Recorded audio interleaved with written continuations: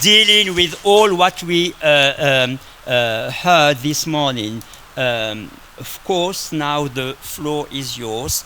We have a kind of almost 30 minutes to ask your question. Maybe I will take 2-3 questions to our speakers and going forward this way.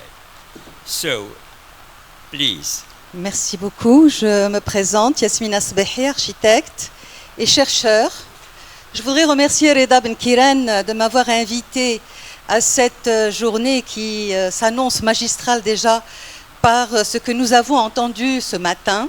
Je ne suis pas philosophe, mais je pars du principe que la connaissance, quand elle est offerte aux profanes, qui n'appartient pas à cette université, c'est une connaissance qui se veut utile. Alors il se trouve que, en tant que chercheur, tout ce que j'ai entendu ce matin a éveillé en moi un esprit critique de ma propre démarche. Et donc,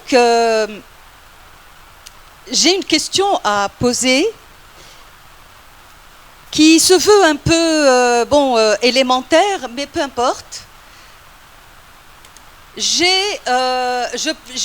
nourris en moi une pensée, donc une théorie philosophique, qui m'amène à me poser des questions sur l'état de notre monde, puisque l'homme est au centre de nos préoccupations à tous.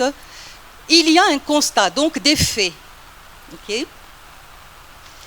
The question, please, because we will not be handling this way of doing our roundtable. Please, Sidi Ali, je veux m'assurer si j'ai bien compris.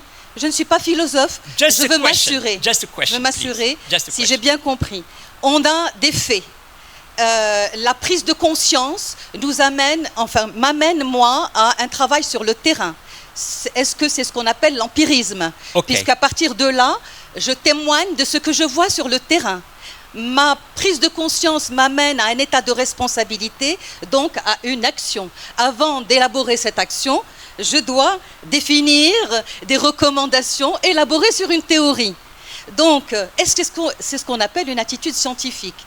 Ou est-ce qu'on ne peut avoir une forme de reconnaissance que quand on a une attitude scientifique? Thank you so much. So I translate, do we need always guidelines to make observation and to be completely involved in science, or can we do otherwise? First question, Fouad Laroui. Oh, thank you. Thank you all for a very, very interesting morning. I have a very futile question, a very short, in fact, to Emmanuel Malolo Dissake. I will say it in French. Emmanuel, vous avez dit que entre l'interprétation de Bohr et l'interprétation de Einstein, Feyerabend avait choisi Bohr, et vous avez ajouté « curieusement ». Et c'est cet adverbe qui m'a beaucoup étonné. Pourquoi « curieusement » ? C'est plutôt assez naturel. Enfin bref, voilà, question très précisée. Merci.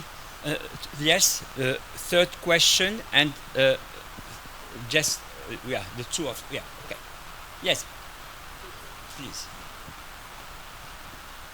My question to Matteo, you discussed the idea of democratizing science, and you also mentioned that the idea of Feyerabend was, or what he said at the time was a little bit naive. So what would you think in this, in the new era now, what would he have said if he had witnessed things like artificial intelligence, where, it is possible to do this without resorting to the maximum vote, which we've seen with populism now, it's not a good idea.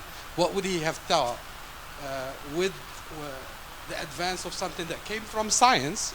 These are mathematical equations that led us to this artificial intelligence, yet we don't understand it. There is no method. There is a model that makes decisions without a particular method. What would he have said? Thank you. Yes, the last question. Hello, for the everyone. First Thank you so much for all the presentations. For Professor Emmanuel Malolo Dissake, you have mentioned that Feyerabend is still optimistic about finding solutions for every problem. But in the presentation of Professor Matteo Collodel, you have also mentioned that that is impossible to find a truth, and the pleasure of finding the truth. And I felt like he is only given like an alternative to finding easy pleasures, like the pleasure of drinking a beer, for instance. So I'm not really sure here if he is an optimistic or an pessimistic at this point. So please enlighten me. Thank you. Thank you. So maybe a first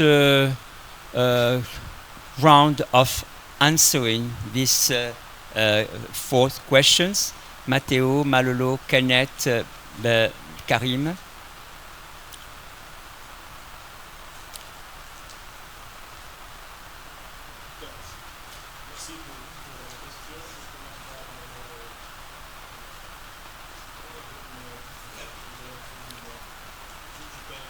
Monsieur Larouille. Alors, vous me dites que sur l'interprétation de... autour de l'interprétation de Bohr et d'Einstein, je dis que curieusement, il a choisi Bohr. Oui. Dans Realism, Rationalism and Scientific Method, il dit qu'il faut retourner à Bohr. C'est comme ça que finit l'article. Pourquoi? Parce que Feyerabend est plutôt réaliste, si on peut dire. Il est plutôt réaliste, il est pour qu'on ait une interprétation réaliste de la mécanique quantique. Mais on découvre dans le travail de la mécanique quantique que le réalisme naïf ne marche pas. Ce qu'il faut avoir dans cette position particulière, c'est un certain instrumentalisme. Il dit donc qu'il a un instrumentalisme partiel. Voilà comment il le dit dans son texte. Il a un instrumentalisme partiel sur cette question particulière. Ce qui est intéressant, c'est de voir ce que ça signifie pour Feyerabend. C'est que les positions ne sont pas dogmatiques et définies d'avance et définitivement. Il est réaliste, mais dans des cas particuliers, il peut changer de position. C'est aussi ça, son fameux anarchisme ou son fameux dadaïsme. Dans le cas particulier de l'interprétation mécanique quantique, il considère que l'interprétation qui marche le mieux est que les arguments comme ceux de Popper et des autres ne sont absolument pas convaincants sur ce point-là. Il a un argument qui est très très fort là-dessus. Si les Popperiens ont raison, les Einsteiniens, tout ça, ils doivent absolument produire les mêmes résultats que ceux qui sont produits de l'autre côté, ceux qui ne l'ont pas. Leur interprétation leur permet. Voilà. Donc, c'est cela. Alors, il y a une question sur l'état de notre monde et sur l'empirisme. Alors, est-ce que notre empirisme, notre pratique scientifique est toujours guidée par la théorie? La réponse est oui. C'est oui. Ceux qui veulent l'empirisme veulent faire quelque chose qui ressemble à la pureté de la science. Hypothesis non fingo, c'est le fameux mot de Newton. Je ne feins pas d'hypothèse. Pourquoi? Parce que les faits sont les faits et les faits sont têtus. C'est ce que pensent beaucoup de scientifiques. Mais les faits sont produits par les théories. Ils sont comment je vais dire, c'est dans le cadre des théories que les faits sont trouvés. C'est dans le cadre des théories que les faits sont interprétés. Et parfois, le changement des théories élimine purement et simplement les faits. Matteo en a parlé tout à l'heure, où dans le cas de certaines théories, les faits disparaissent. Il n'y a pas de faits qui sont là de manière perpétuelle et qui continuent à rester malgré les théories qui passent. Les faits viennent avec les théories et parfois disparaissent avec les théories. Parfois. Alors, est-ce que Feyerabend est toujours optimiste? Oui. Il pense que justement d'autres cultures, d'autres gens peuvent voir les choses autrement et trouver des solutions, y compris des solutions complètement inattendues. C'est un optimisme même très fort. Feyerabend n'est pas un sceptique du tout. Il est, comment je veux dire, critique de la science et critique du dogmatisme, mais il n'est jamais un sceptique. L'idée qu'on ne peut pas accéder à la vérité, il n'est pas un pyrrhonien, pas du tout. L'idée qu'on ne peut pas accéder à la vérité, que ce serait trop difficile, non. En revanche, Feyerabend, c'est une sorte de Popperien. Or, chez Popper, il y a une théorie assez bizarre de la vérité, consiste à dire que même si nous avions la vérité à main, nous ne pouvions pas le savoir. Et donc, comme nous ne pouvons pas le savoir, il y a forcément ce qu'il appelle le pluralisme, c'est-à-dire qu'il faut continuer à multiplier des approches parce que cette multiplication d'approches nous donne plus de chances jamais d'atteindre la vérité. Okay, now, please, Matteo. Yes, maybe yes. It will be nice.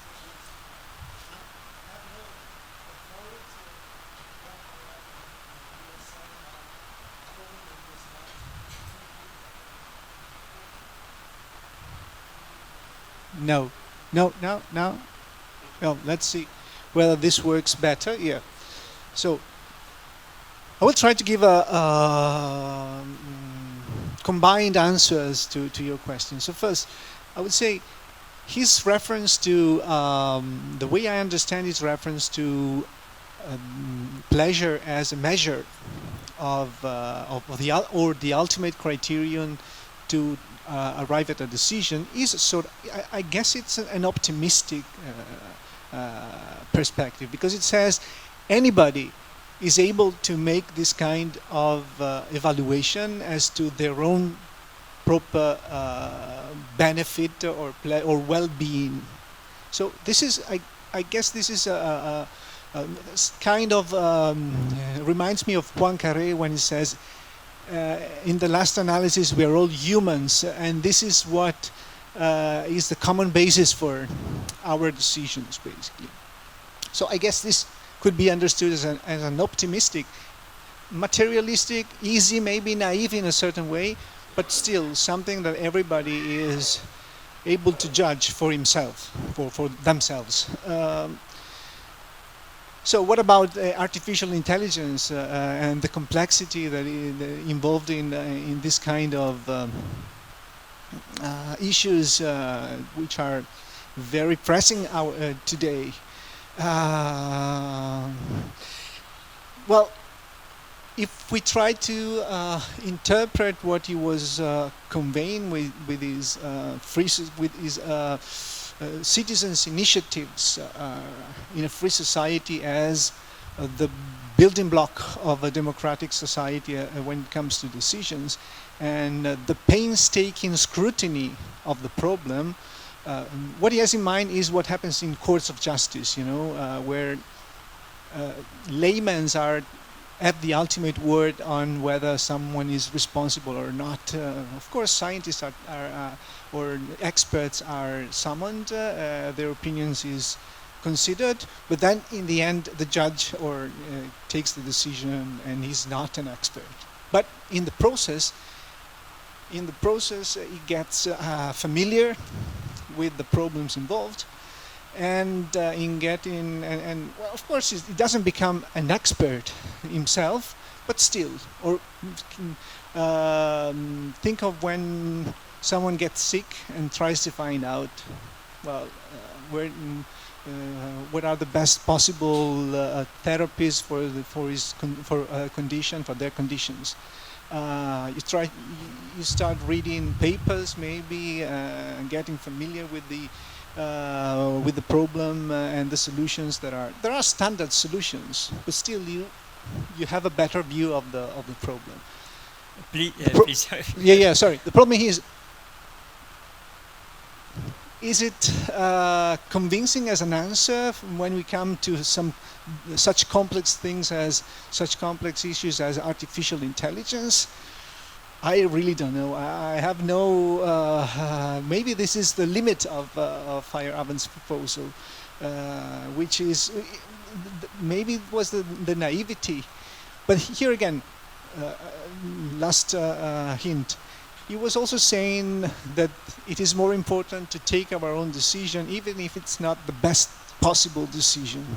This idea of the democracy is more important than truth, in a sense. Participation, the fact that it's their own decision makes things more sensible than a decision imposed from the outside. So thank you. Karim, I guess this is an answer that can... Karim, you want to react to one of the questions of Kenneth? Okay? No.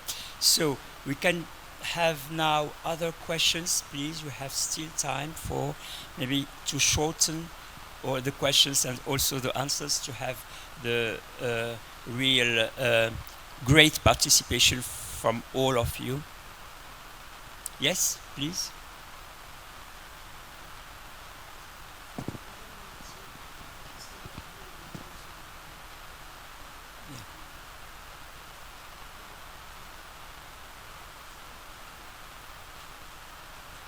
stand up, maybe it will be better for everyone to see you. So, okay, my question is for Professor Kenneth. You talked about I love the two concepts, you mentioned in your presentation, which is epistemic decolonization and also equality of knowledge.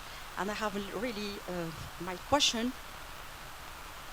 Direct in the, no, direct in your oh, yeah.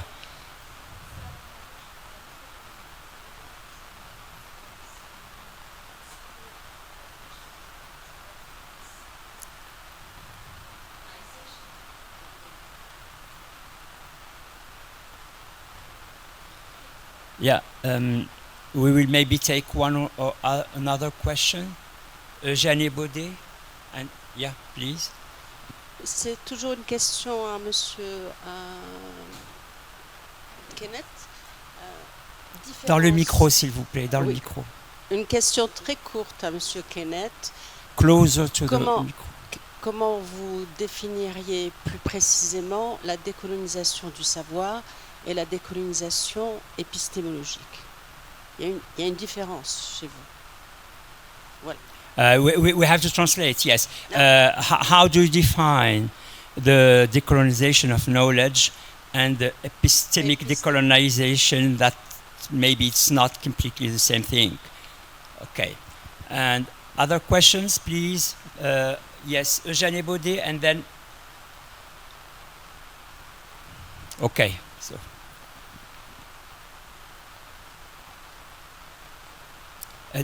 the closer you could, like I do now, you see very close to the microphone, please. Stand up. Hello. Louder, because you do not, and louder.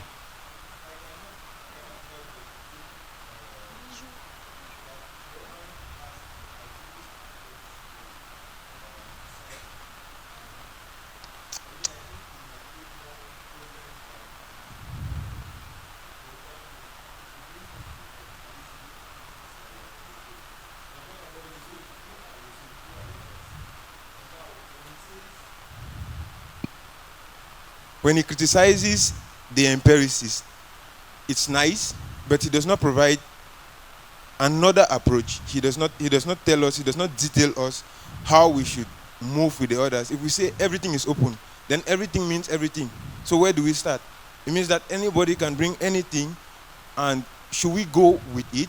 And then the next thing is, even if everything means everything, and let's say a witch doctor appears, we forget why empiricism appeared. It appears because maybe a human brings one form of knowledge to show maybe their dominance. And we are forgetting about the aspect that humans bring all forms of things just to show their power and to play power games. If we remove those aspects, it becomes like if I just come to you, I tell you something, you are going to believe it, which is not the case. We are not animals. We do not move because of pheromones or those kind of things. We move out of maybe logic, value systems, and all that, but all of that is removed from all of this analysis. So it scares me to feel like if we go by this approach, we might have more problems than we currently have. Thank you. Thank you. Eugène, please.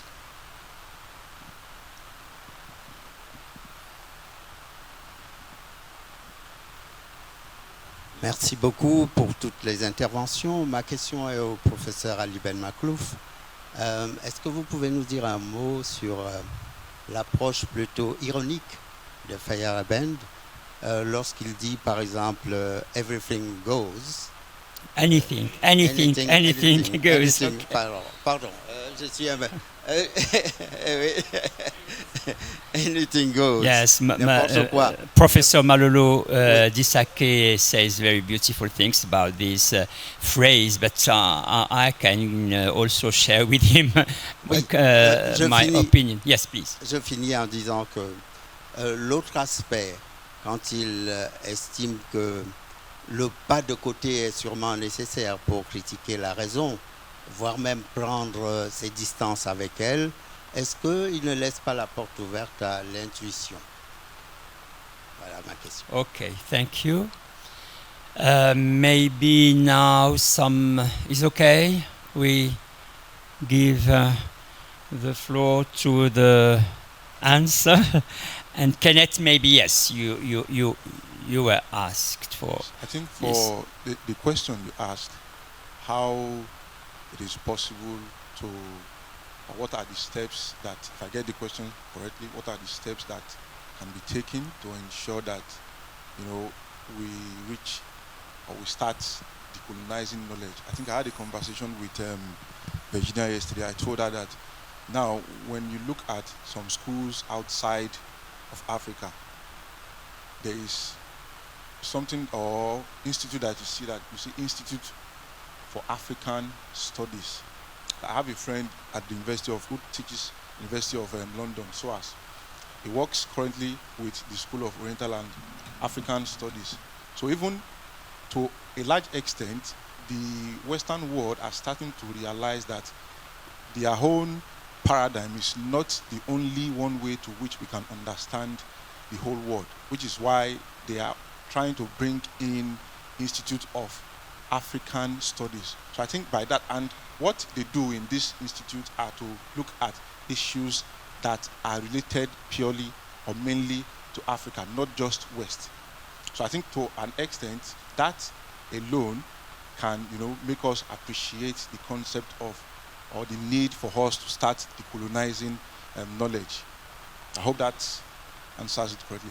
And sorry, I think you have to repeat your question, like the difference between epistemic decolonization and knowledge. Okay, knowledge. I think both are almost same sides of, two sides of the same coin, because they are, when you say epistemic decolonization, knowledge or decolonizing knowledge is also implied. Now, but in the broader context, or in a context, epistemic decolonization simply has to do with the need to critique the Western paradigm that we as Africans over time have accepted. I think in one of I think there's a link attached to one of the program here that on Feyerabend's life in Stanford Encyclopedia of Philosophy, that at a time in his life he was sick and he started to seek alternative remedies, which is something that is very peculiar to where I am from in Nigeria. We don't just see knowledge of somebody being sick, we don't just reduce it to purely science. Sometimes we try to see if there are other factors, that are responsible for. So in that context, that basically is epistemic decolonization. It's just to say that epistemic decolonization is more broad compared to when we say knowledge decolonization. Thank you. And about empiricism, maybe Karim? Yes, maybe I can answer the more critical question. Thanks for it, okay, because, yes, okay. Because we were, as I said in the beginning of my presentation, we were fairly uncritical, yes? And you pointed, of course, to a central, crucial problem in this whole approach of Feyerabend, which is, okay, if it's pluralism, unbounded, if we have just anything goes and it's like anarchy and there are all these traditions and they can all live peacefully alongside. Of course, you run into the problem of, sometimes it's referred to as the problem, as the paradox of tolerance, yes? If, I have my tradition, I'll live my life, and then some other tradition comes and, as you said, starts to play a power game on me. If I'm a pluralist, I say, well, it's just another tradition, it's fine, of course. So this pluralism has to be constrained somehow, okay? Otherwise, it can be, and I think you used the word fear, might even be something dangerous. And I think a lot of people have shared this fear in a way when they were confronted with Feyerabend's ideas. And I think it's an important problem, a philosophical problem that we have to address as interpreters Feyerabend.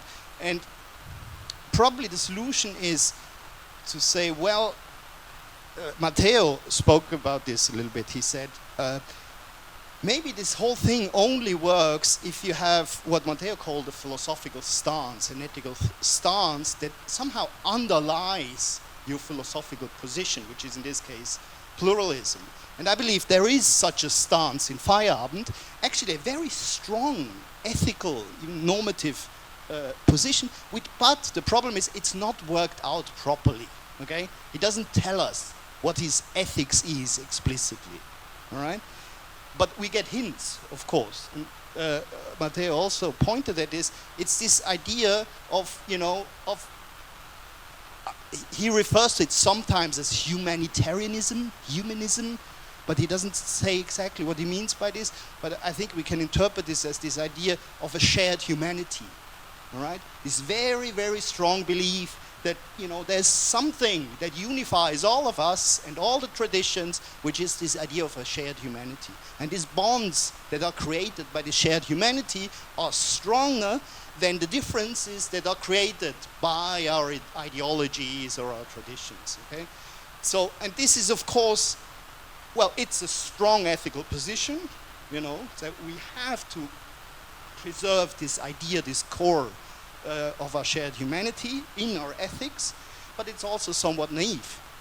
John Preston referred to it at one point also as romanticism. It's a romantic idea,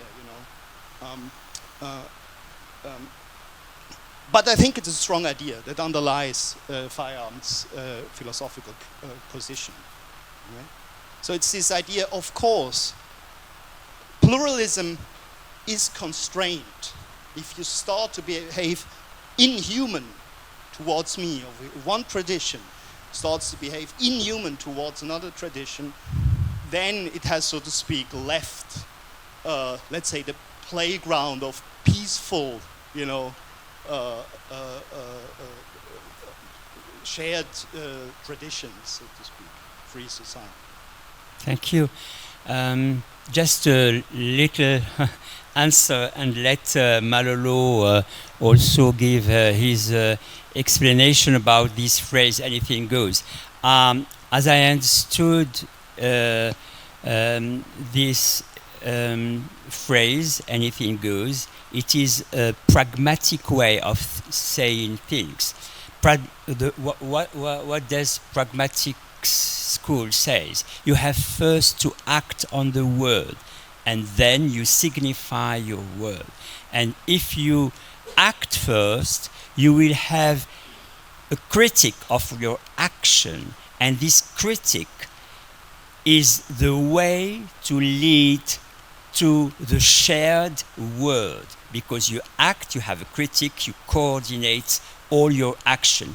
After these steps, you can say you are sharing thoughts, but you cannot say, I have language, I frame my word, and then I act on the word. So anything goes, first the effects, first the action, as I understand Feyerabend, but Malolo will complete or maybe challenge what I say. It is true what you're saying, but there is a second idea on this. Everything goes, anything goes is the result, is the result of the examination of the history of science. When you examine the history of science, when you see how scientists have been working, when you see how they come to their theories, you conclude everything goes. Anything goes. Anything goes is not everything goes. Somebody has spoken about everything goes, that is, do anything you want, it'll be okay. No, this is not what Feyerabend is saying. He's saying that in a context of discussion, in a context of scientific practice, when you face a problem, you use the material you have to have a solution. But there are constraints. One of the constraints is that it must work. You must bring a result. That result must be shared by other people who could test that it functions. But when you see the history of science, you will see that different people have used different methods for different problems. So there's not one method for the problem. There's nothing which is called the scientific method. This is why anything goes. Anything, it is something which is not defined. That is, something will do the trick. That is one of the things he said. Something in some condition will do the trick. And that is the good answer for the problem we have. And what scientists are doing is that they are using the good tricks for the good problem at the good time. So it is not any solution you will have that would be the good solution. So yeah, no arbitrary choice. You have always to justify your choice. That's anything goes. If you don't justify anything, you will be in arbitrary choices, which is everything goes. And it is not a principle, a methodological principle. Feyerabend does not say, do anything you want. No, it is not a methodological principle. It is what we learn from the history of science. Karim, yes, please. If I may, just a brief follow-up on this, because we're talking about the constraints. I've been talking about normative, ethical constraints. Now we've heard about, maybe instrumental constraints. It has to work. And in that context, maybe it's helpful to introduce another metaphor that Feyerabend uses. It's actually in a video that's on the internet. It's only in German, an interview that was done, I think, in the early 90s, where he uses the metaphor of resonance. Right? So it's on the lines of it works. Okay? You can also think of it works as it resonates. Okay? So he says we can address nature or life even in very different ways. And each way somehow creates a resonance. And that's maybe let's say a softer interpretation than a strongly instrumental interpretation about, it works for the solution of problems. Because it resonates might also mean it can create meaning, for my group or for me as an individual, right? So, and that's the idea, behind his openness for non-scientific forms of knowledge. Let's say narratives, traditional narratives, mythological narratives, okay?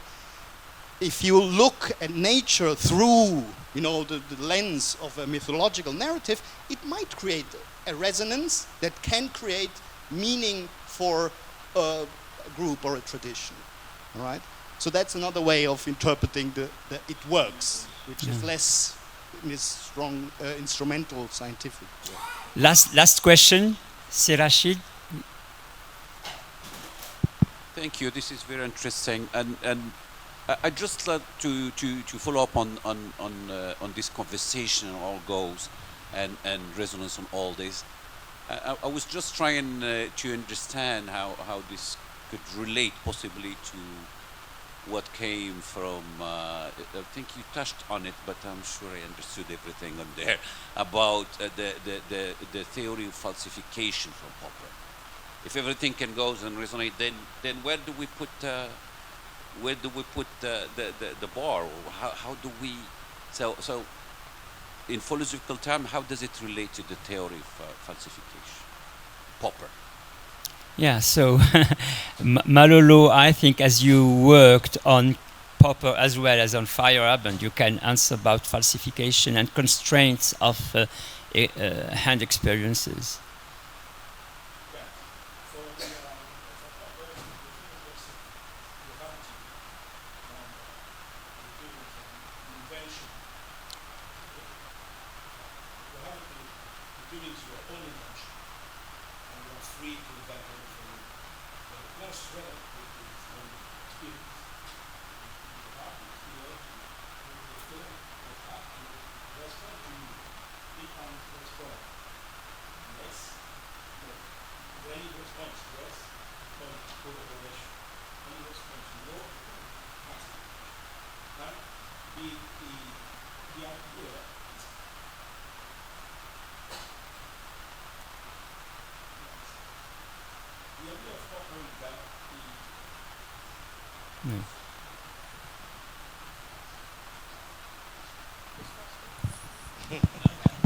Malolo, please.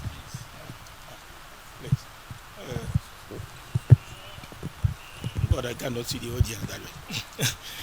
So the idea of Popper is that experience can respond clearly to a theory.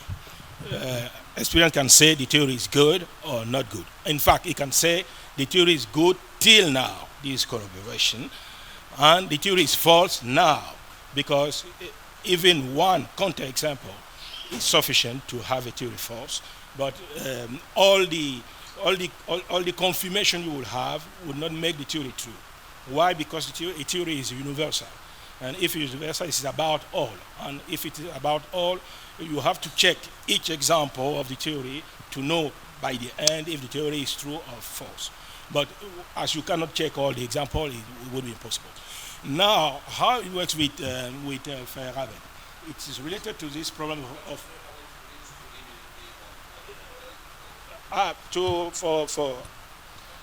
for the relation with anything goes. Feyerabend is not, he does not agree with Popper on the falsification for two reasons. The first one is that we can accept or refuse the refutation or the falsification. That is what paradigms do. When a falsification is not inside what is awaited for in a paradigm, the paradigm does not accept that falsification. It's considered as non-counting. For example, there were discussions about the relativity theory. People who thought the relativity theory was true did not take in account the criticism which were given by others and so on. So that is the first thing. The second thing is that for Feyerabend, we can maintain a theory even when there is a falsification. This is what he called the principle of tenacity. That is, I have a theory, there is an explanation, there is an experience which shows that the theory is false. We can show that the theory is false. What we don't know. Feyerabend said that between the theory and the experience, we don't have to choose all the time the experience against the theory. It's possible that if you change the theory, the experience which is falsifying the theory will be wiped away. And if it is wiped away, we can maintain our theory without that falsification. Thank you. So this is the relation. Thank you. Matteo, for the last remark, please. I just want to add a couple of points. Popper said that even falsifications are only tentative falsifications. They are not definitive falsifications. So at some point, Feyerabend thought that also Popper was a target of this empiricism that he was attacking. But then, well, something happened, and I guess that his idea was, well, I'm trying to improve what Popper was advancing. So my theoretical pluralism makes sense only within a critical rationalist framework. This is something that he says explicitly. Then, what about anything goes?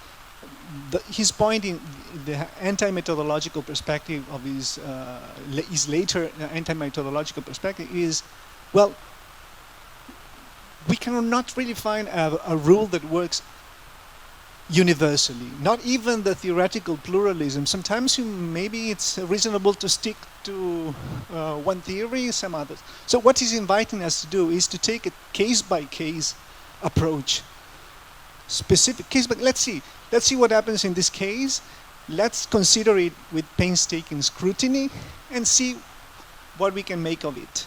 And also, this does not rule out the possibility that, for example, in the case of democratic decisions about what could affect the whole society, we decide, wait, the artificial intelligence case, for example, well, in this case, well, we really cannot figure out what's best for us.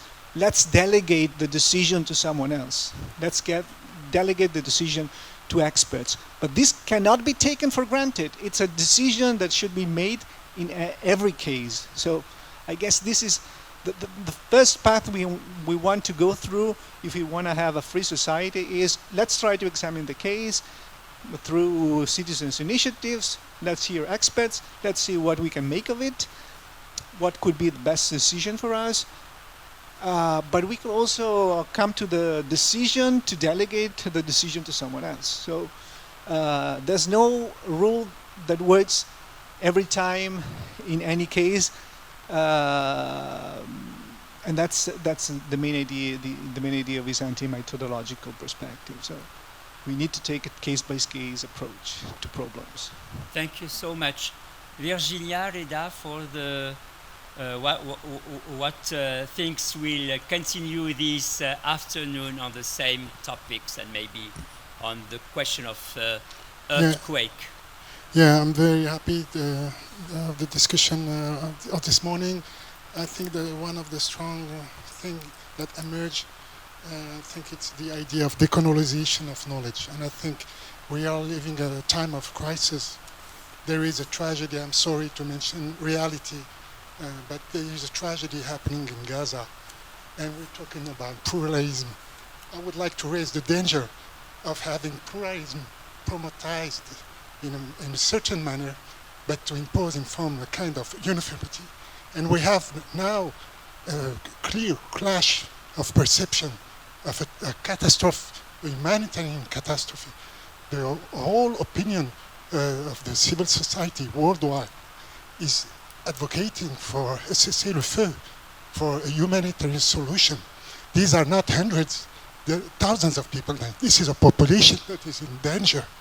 And hopefully, thanks to South Africa, that have tried to mobilize at the global level. So we need to be, in terms of decolonization of knowledge, not to import ideas, but to export. And I think the discussion raised crucial issues. The world is in danger, and we see how different perception. There is a war of perception, and if you propose an alternative view that reflects the opinion of the overwhelming majority of people, you are condemned by the central dominant view. So this is really, we are really sticking to reality. This afternoon, sorry to mention that, but you know, no, don't say sorry. Don't say sorry, it's very important. This is what is happening at the global level. But we had recently a catastrophe in Morocco, and there is a global solidarity, and we want to build on that. There is a massive reconstruction effort, and this afternoon it's a very important session because we will have also the discussion with representatives from the local communities, and please be with us, and thank you for this remarkable introduction to Feyerabend's approach and books. It's a quite difficult author, but you have contributed to facilitate the understanding of his work. So this afternoon we'll continue with focusing on the High Atlas. Thank you to all. Enjoy your meeting.